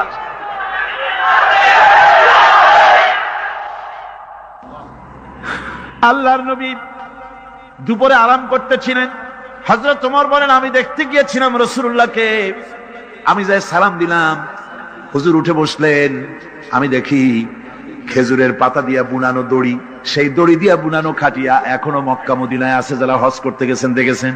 ওই দড়ি দিয়া বুনানো খাটিয়া, ওর উপরে তোশক নাই, বিছানার চাদর নাই, নিজের হাত মোবারক মাথার তলে দিয়া রাসূল শুয়ে আছেন। ওমরকে দেখে হুজুর উঠে বসলেন। ওমর বলেন, আমি রাসূলের পিঠের দিকে তাকায় দেখি দড়িগুলোর দাগ কেটে আছে। আমি সহ্য করতে পারলাম না, আমি শিশুর মতো ডুকরে কেঁদে উঠলাম, বললাম, ইয়া রাসূলুল্লাহ, এই পৃথিবীর কাফির বেঈমানেরা এত শান্তি করলো দুনিয়ায়, আর আল্লাহর হাবিবের পিঠে দড়ির দাগ বরদাস্ত করতে পারছি না, আপনি আমার অনুমতি দেন, একটা তোশক আপনার জন্য বানায় দেই। হুজুর আমার বলেন, ওমর রে শোনো, দুনিয়ায় শান্তি করার জন্য আমি আসি নাই। আমি যদি হুকুম করি উহুদ পাহাড় আমার জন্য সোনায় পরিণত হয়ে যা, উহুদ পাহাড়টা আমার জন্য সোনা হয়ে যেতে পারে। আমি দুনিয়ায় শান্তির জন্য আসি নাই, এসেছি মানবতার মুক্তির জন্য, পৃথিবীর মানুষগুলিকে বাঁচাতে এসেছি, সাদা কালো মানুষের ব্যবধান দূর করতে এসেছি।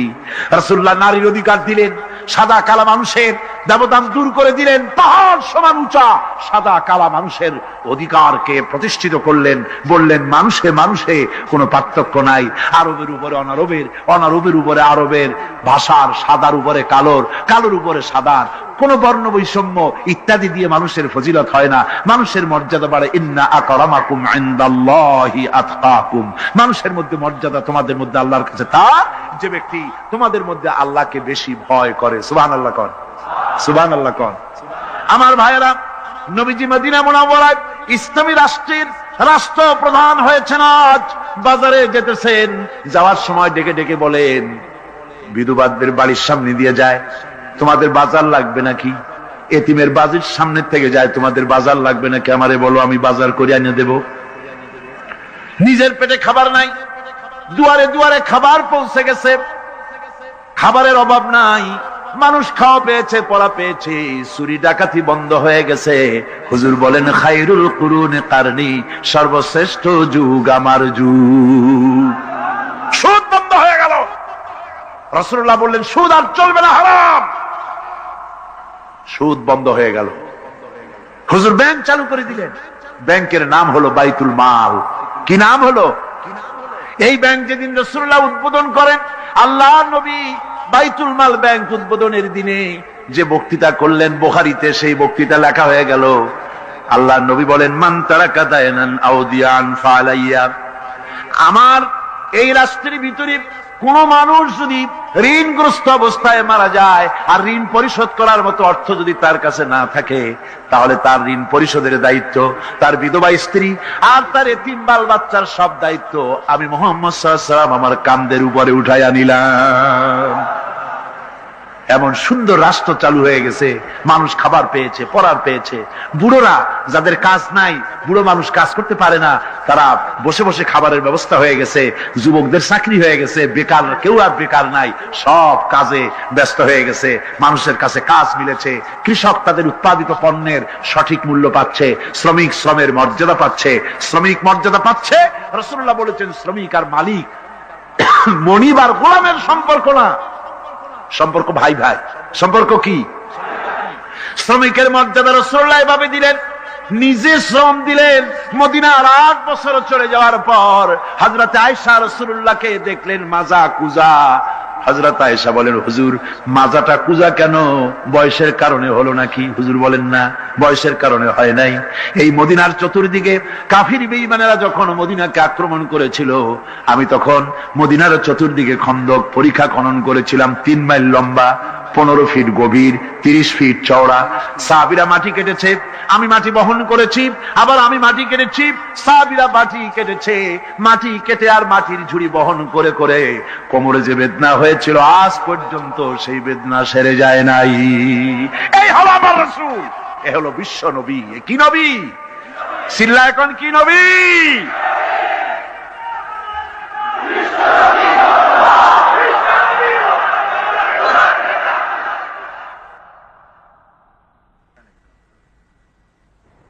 বিসমিল্লাহির রহমানির রহিম। সর্বযুগের সর্বকালের সর্বশ্রেষ্ঠ মহামানব রাহমাতুল্লিল আলামিন হযরত মুহাম্মদ সাল্লাল্লাহু আলাইহি ওয়াসাল্লাম, যার জীবনের প্রতিটি অংশে আছে শিক্ষা, মহান রব্বুল আলামিনের অকৃত্রিম বন্ধু রাসূলুল্লাহ সাল্লাল্লাহু আলাইহি ওয়াসাল্লামের জীবন থেকে শিক্ষা গ্রহণ আমাদের সবারই একান্ত কর্তব্য। এখন আমাদের সামনে রাসূল করিম সাল্লাল্লাহু আলাইহি ওয়াসাল্লামের জীবনের নানা দিক নিয়ে আলোচনা করছেন আন্তর্জাতিক খ্যাতিসম্পন্ন মুফাসসিরে কোরআন ও বিশিষ্ট ইসলামী চিন্তাবিদ হযরত মাওলানা দেলওয়ার হোসাইন সাঈদী। শব্দগ্রহণে মাহসিন সাউন্ড সিস্টেম, প্রযোজনায় সিএইচপি, পরিবেশনায় স্পন্দন অডিও ভিজুয়াল সেন্টার, ঢাকা।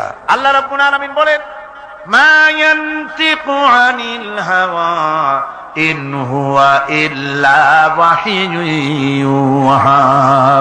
আমার নবী নফসকে অনুসরণ করে, প্রবৃত্তিকে অনুসরণ করে কোনো কথা বলেন না। আমার নবী যেটা বলেন সেটা হলো ওহী। আমি যা বলতে বলি তাই তিনি বলেন। ওয়ালাউ তাকাওয়ালা আলাইনা বা'দাল আকাবিল। আমার নবী যদি নিজের থেকে বানিয়ে কোনো কথা যদি কোরআনের ভিতরে আমার নামে চালাই দিতেন, আমি আল্লাহ রাব্বুল আলামিন আমার নবীর ডান হাতকে চেপে ধরতাম, আর তার কণ্ঠ নালীকে আমি আল্লাহ রাব্বুল আলামিন কেটে ফেলে দিতাম। তিনি যা বলেছেন সব কার কথা? আল্লাহ পাকের কথা। তিনি হচ্ছেন গোটা বিশ্বের সর্বশ্রেষ্ঠ চরিত্রের আধার। তার চরিত্রের সার্টিফিকেট আল্লাহ পাক দিচ্ছেন। চরিত্রের সার্টিফিকেট কে দিলেন? আল্লাহ পাক দিয়েছেন। কোরআনে কারীমের মধ্যে আল্লাহ রাব্বুল আলামিন বলেন, ওয়া ইন্নাকা লাআলা খুলুকিন আযীম। নবী হে, আপনি হচ্ছেন পুত পবিত্র চরিত্রের উপরে প্রতিষ্ঠিত। সুবহানাল্লাহ ওয়া বিহামদিহি। আপনি শ্রেষ্ঠ চরিত্রের উপরে প্রতিষ্ঠিত।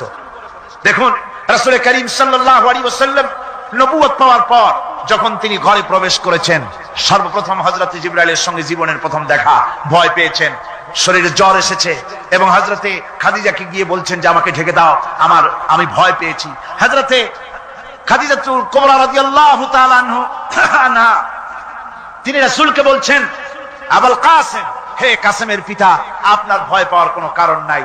আপনাকে জিন বা শয়তান কোনো অনিষ্ট করতে পারে না, কারণ আপনি এতিমদেরকে, মিসকিনদেরকে খেতে দেন, আপনি বিধবাকে আশ্রয় দেন, আপনি প্রতিবেশীর হক আদায় করেন, আপনি আত্মীয়দের হক আদায় করেন।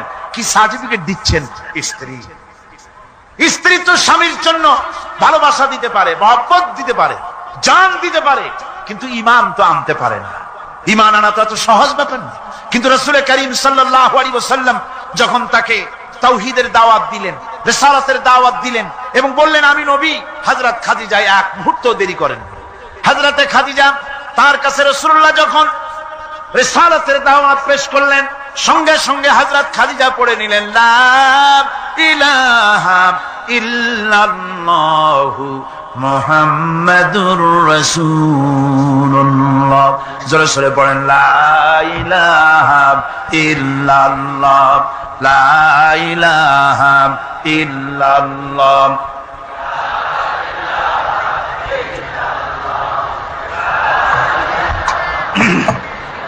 মুহাব্বতের সাথে জোরে জোরে পড়েন, লা ইলাহা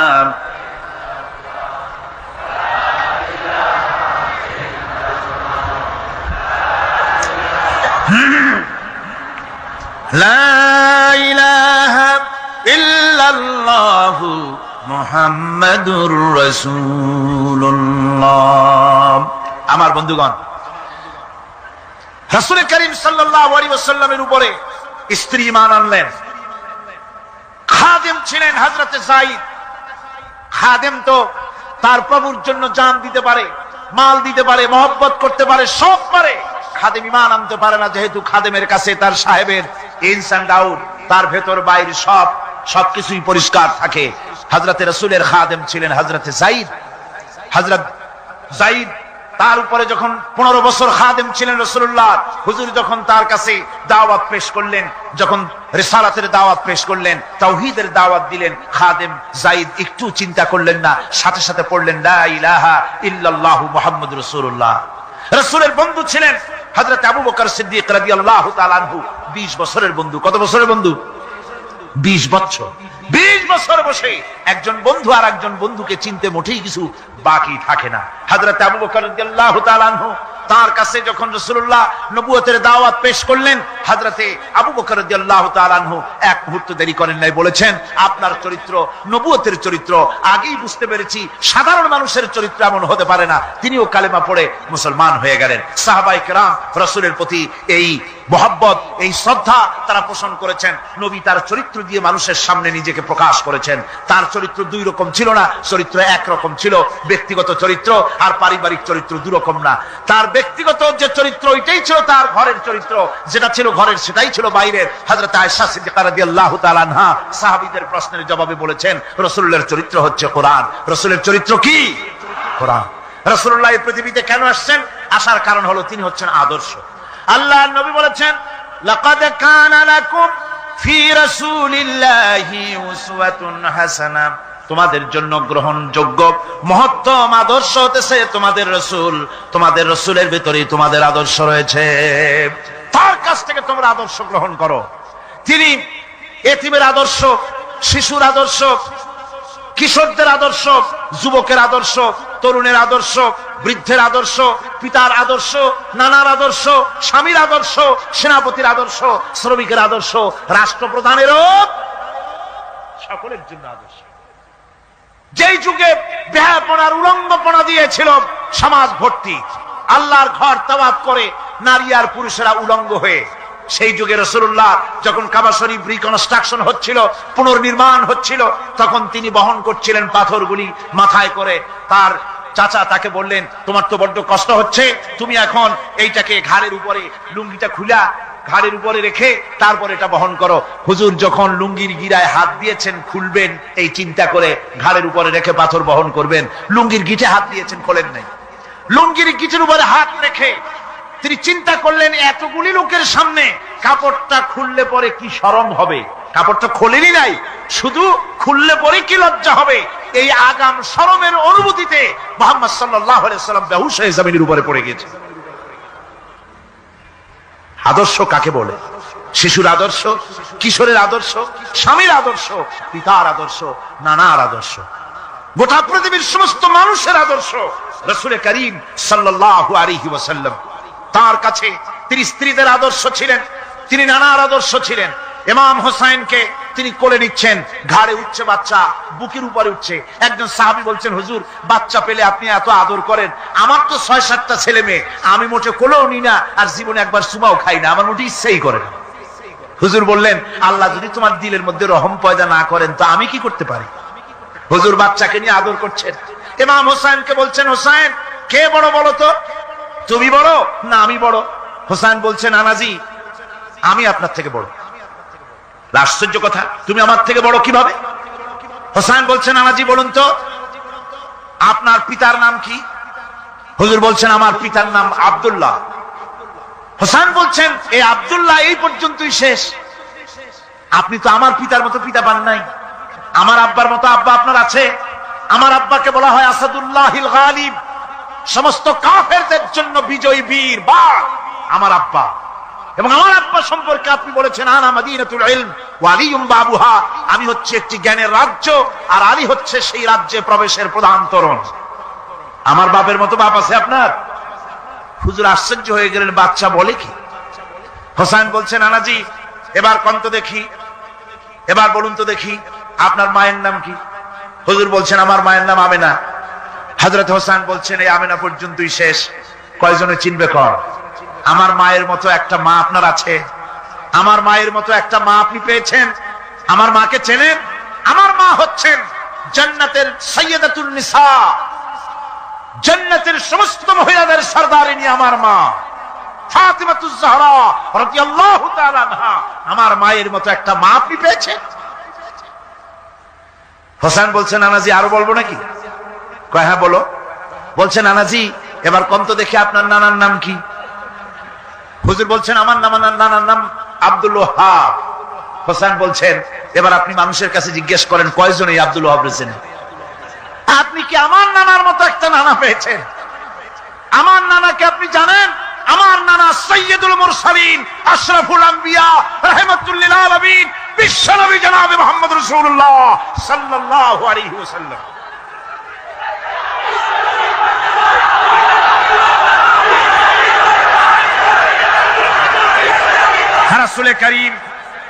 রাসূল করিম সাল্লাল্লাহু আলাইহি ওয়াসাল্লাম হোসেনকে বুকের সাথে জড়িয়ে ধরে হোসেনের ঠোঁটের উপরে, তার চিবুকের উপরে, তার গন্ডদেশে, তার কপলে বারবার চুমু খেতে লাগলেন আর বললেন, নানা আমি আজকে তোমার সামনে হেরে গেলাম।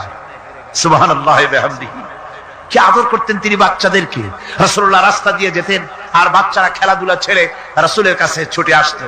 একবার তো রাসূলুল্লাহ একটা বাচ্চার মাথায় হাত বুলিয়ে খেলা ছেড়ে দিয়ে ছুটে আসছে। হুজুর তাকে জিজ্ঞেস করলেন, তোমার সাথে যে পাখিটা থাকতো সেই লাল পাখিটা কই? ছেলে তো কেঁদে ফেললো। ছেলে বলে ফেললো যে আপনি বিশ্বনবী, আমি একটা ছোট্ট মানুষ, আমার পাখির খবর আপনি রাখেন। সুবহানাল্লাহি ওয়া বিহামদিহি। রাসূলুল্লাহ তার চরিত্র দিয়ে মানুষকে জয় করেছিলেন, মহব্বত দিয়ে। তরবারি দিয়ে ইসলাম প্রতিষ্ঠিত হয় নাই, ইসলাম এসেছে মহব্বত দিয়ে, উদারতা দিয়ে, ভালোবাসা দিয়ে। তরবারি দিয়ে ইসলাম বিজয় হয় নাই পৃথিবীর বুকে। পিতামাতার প্রতি ভালোবাসা ইসলামের এক মহান শিক্ষা, যা দেখতে পাওয়া যায় রাসূলুল্লাহ সাল্লাল্লাহু আলাইহি ওয়াসাল্লামের চরিত্রে। আল্লাহ রাব্বুল আলামিন বলেন, ওয়াকুল লাহুমা কাওলান কারীমা।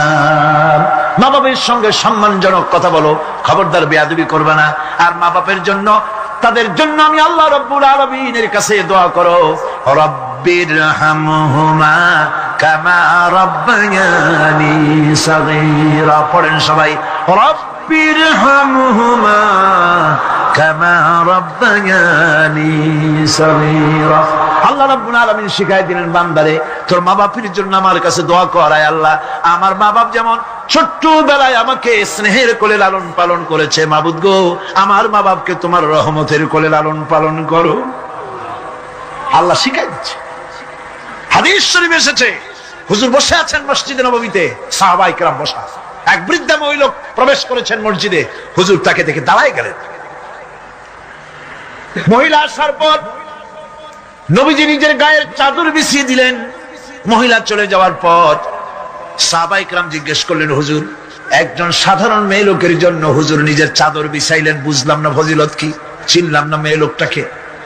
হুজুর বলেন, সাহাবীরা চাদর তো ভালো, হক তো আদায় করতে পারি নাই, চিনতে পারো নাই, তোমরা বুঝতে পারো নাই। আমি দুনিয়া আসার পর আমার মায়ের দুধ আমার কিসমতে তেমন হয় নাই, আমি আমার মায়ের যত্ন তেমন পাই নাই, স্নেহ আদর তেমন পাই নাই। যার বুকের দুধ খাইয়া, যার কোলে কাখে চড়ে আমি বড় হয়েছি, ইনি আমার সেই দুধ মা হযরতে হালিমাতুস সাদিয়া।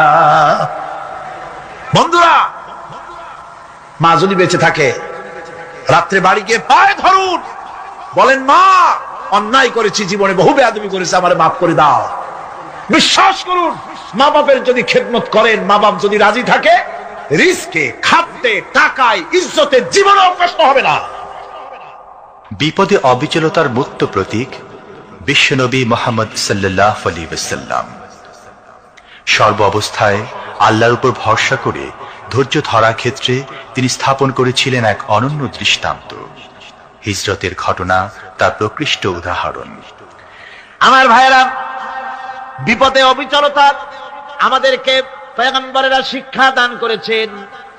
আমরা দেখতে পেয়েছি বিশ্বনবী জনাবে মুহাম্মদুর রাসূলুল্লাহ সাল্লাল্লাহু আলাইহি ওয়াসাল্লাম হিজরতের রাত, কাফেরেরা চতুর্দিকে দাঁড়ানো। হযরত জিবরাইল এসে বলেন, ইয়া রাসূলুল্লাহ, হে কাফেরেরা চতুর্দিকে ঘিরে দাঁড়িয়েছে, গভীর রাত, এখন হাতে তাদের তরবারি, সকাল হলে পরেই তারা আপনাকে মেরে ফেলে দিবে, তাড়াতাড়ি ওঠেন, মদিনার দিকে চলে যান। আল্লাহ নবী ঘুমের থেকে জেগে হযরত আলীকে ডেকে বলেন, আলী, আল্লাহ অর্ডার করেছেন আমি মদিনায় চললাম, আমার বিছানার পরে আমার চাদর গায়ে দিয়ে শুয়ে থাকো। হযরত আলী বলেন, আল্লাহর হাবিব, আপনার চাদর গায়ে দিয়ে ঘুমিয়ে থাকবো? সকালবেলায় কাফির বেঈমানেরা আপনার বিছানার পরে আপনার চাদর গায়ে দেওয়া অবস্থায় আমি আলীকে তারা মুহাম্মদ মনে করবে, আর আমি আলীকে নবী মনে করে তারা তাদের তরবারি দিয়া কেটে কেটে টুকরা টুকরা করে আমারে বিদায় করে দেবে দুনিয়া থেকে। এতটুকুনো পরোয়া করি না, বরং আমার দিলের মধ্যে এটাই তৃপ্তি থাকবে যে আমি আলীর জীবনের বিনিময় আল্লাহর হাবিব দুনিয়ায় বেঁচে আছেন।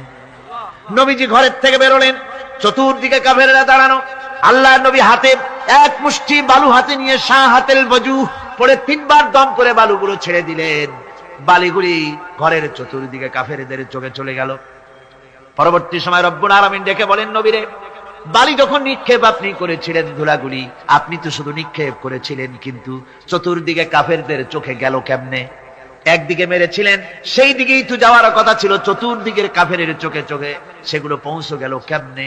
ওয়ামা রামাইতা ইদ রামাইতা ওয়ালাকিন্নাল্লাহ রামা। আপনি নিক্ষেপ করেন নাই, যখন আপনি নিক্ষেপ করেছিলেন আপনি তো শুধু বালুকণা ছেড়েছেন, আর ওই বালুকণাগুলি ঘরের চতুর্দিকে সব কাফেরদের চোখে পৌঁছবার দায়িত্ব আমার কুদরত গ্রহণ করেছিল। আমার ভাইরা, নবীজি বিপদে, এতগুলি শত্রু তরবারি নিয়ে তিনি বিপদে ধৈর্য হারা হন নাই। আস্তে করে ঘরের থেকে বেরিয়ে হযরত আবু বকরের বাড়িতে গিয়ে হাজির। দরজায় গিয়ে আওয়াজ দিলেন, আবু বকর। অমনি দরজা খুলে গেল। লাব্বাইক ওয়া সাদাইক। হুজুর বলেন, আবু বকর রে, একটা ডাকে কেমনে সাড়া দিলে? তুমি কি ঘুমাইছিলে না? হযরত আবু বকর বলেন, হুজুর, আপনি বলেছেন আমাকে নিয়ে হিজরত করবেন, আমি মনে মনে চিন্তা করেছি, না জানি কত রাত্রে নবীজি আসেন, উঠতে যদি আমার দেরি হয়ে যায়, নবীজি যদি দরজার কাছে দাঁড়ায় দাঁড়ায় আমারে ডাকাডাকি করে, আর আমি যদি ঘুমায় থাকি, তাহলে আল্লাহ নবীর সঙ্গে বেয়াদবি হয়ে যাবে। এই মনে করে বিছানায় না ঘুমাইয়া আপনার গলার আওয়াজ শোনার জন্য এই দরজার সঙ্গে পিঠ লাগাইয়া লাগাইয়া দাঁড়ায়া ঘুমাচ্ছিলাম। আল্লাহ নবী হযরত আবু বকরকে সঙ্গে করে নিয়ে চললেন মদিনার দিকে। উল্টা পথে রওনা করলেন। বারবার কাবা শরীফের দিকে তাকাতে লাগলেন। বুখারী শরীফে এসেছে, নবীজি বারবার কাবার দিকে তাকিয়ে বলতেছেন, রে কাবা, বড় আশা ছিল তোর কাছে থাকবো, তোর খেদমত করব, কিন্তু তোর নিষ্ঠুর সন্তানেরা তোর কাছে আমারে থাকতে দিল না রে। আল্লাহ নবী মিসফালা দিয়ে জাবালে কেদোয়ার উপর দিয়ে চলে গেলেন জাবালে সুরে। গুহার কাছে যখন গিয়েছেন, হযরত রক্ত হয়ে গেল। হযরত আবু বকর রাদিয়াল্লাহু তাআলা আনহু বলছেন, হুজুর, আর উপায় নাই, দিন হয়ে গেল, এখন বুঝি ধরা পড়ে যাব, ওই গুহার মধ্যে গিয়ে আশ্রয় নেই। তবে আপনি দাঁড়ান, গুহার ভিতরে পাহাড়িয়া গুহা, বিচ্ছু থাকতে পারে, সাপ থাকতে পারে, আমি আগে ঢুকি, যদি কোনো হিংস্র প্রাণী থাকে আমার উপর দিয়া আঘাত হয়ে যাক, আল্লাহর নবী হেফাজতে থাকুন। হযরত আবু বকর রাদিয়াল্লাহু তাআলা আনহু গুহার ভিতরে নামলেন। নেমে গুহা সাফ করে হুজুরকে ডাকলেন। হুজুর তাশরীফ ফরমালেন গুহার মধ্যে। হুজুর বলেন, আবু বকর, হেঁটে হেঁটে কষ্ট হয়ে গেছে, তুমি বসো, তোমার উরুর উপরে মাথা রেখে আমি একটু ঘুমায়ে যাই। আল্লাহর হাবিব ঘুমায় গেলেন। হযরত আবু বকর লক্ষ্য করে দেখেন চতুর্দিকে অনেকগুলি গর্ত দেখা যায়। এই গর্ত থেকে সাপ আসতে পারে, বিচ্ছু আসতে পারে মনে করে নিজের গায়ের চাদর ছিঁড়ে ছিঁড়ে গর্তগুলি বন্ধ করা শুরু করে দিলেন। কয়েকটা গর্ত বন্ধ করার মতো চাদর আর নাই, পাও দিয়ে চেপে ধরলেন। এক পাহাড়িয়া বিষধর সাপ বেরোবার জন্য চেষ্টা করে বেরোবার পথ খুঁজে নিয়ে পেয়ে হযরত আবু বকরের পায়ের উপরে দংশন করেছে। বিষের যন্ত্রণায় হযরত আবু বকরের চোখ থেকে পানি দরদর করে পড়ছে। রাসূলুল্লাহর ঘুম ভেঙে গেল। আল্লাহর নবী তাকিয়ে বলেন, আবু বকর, চোখে পানি কেন? বাড়ির কথা বুঝি মনে পড়ে গেছে? হযরত আবু বকর বলেন, ইয়া রাসূলুল্লাহ, আল্লাহর নামে কসম করে বলি, যেই দিন আমি ঈমান এনেছি ওই দিন থেকে আমার মা বাপ, আমার কোলে আমার সন্তান, আমার স্ত্রী, আমার জায়গা জমি ঘর বাড়ি, এমনকি আমার নিজের আত্মার চাইতে হুজুর আপনারে ভালোবাসি বেশি। তাহলে কাঁদো কেন? হযরত আবু বকর বলেন, হুজুর, বাড়ির জন্য কাঁদি না, ছেলেপেলের জন্য কাঁদি না, সাপে দংশন করেছে, যন্ত্রণায় কাঁদতেছি। আল্লাহ নবী সঙ্গে সঙ্গে মুখ থেকে থুতু বার করে যন্ত্রণার জায়গায় লাগাই দিলেন। সঙ্গে সঙ্গে যন্ত্রণা বন্ধ হয়ে গেল। হুজুর বললেন, আবু বকর, প্রথম যখন তোমার এই আঘাত করেছিল সাপে, আমাকে কেন তাড়াতাড়ি বলো নাই? এতক্ষণ তো তোমার কষ্ট হতো না। হযরত আবু বকর বলেন, ইয়া রাসূলুল্লাহ, ওটা তো সাপে কাটার যন্ত্রণা, ওই যন্ত্রণায় আমার রক্ত জ্বলতেছে, যন্ত্রণায় আমার কলেজাটা যদি ফেটেও যেত। আল্লাহর হাবিব আরাম ফরমাচ্ছিলেন, আমি তাকে আরামে বিঘ্ন ঘটাতে পারতাম না। আমার ভাইয়েরা, হযরত আবু বকর হযরত রাসূল দুজন বসে আছেন, এমনি সময় কাফের বেঈমানেরা খুঁজতে খুঁজতে জায়গা মতো এসে গেছে। একজনে বলে ভিতরে আছে, আর একজনে বলে নাই। পায়ের যদি থাকবে তাহলে মাকড়সায় জাল বুনালো কি করে, পাখি ডিম পেড়ে বসে আছে কি করে, তাদের সন্দেহ হতে লাগলো। এর মধ্যে নাই একজন বলে আছে আর একজন বলে নাই। হযরত আবু বকর ভয়ের চোটে কেঁদে ফেলেছেন, হুজুর আর উপায় নাই।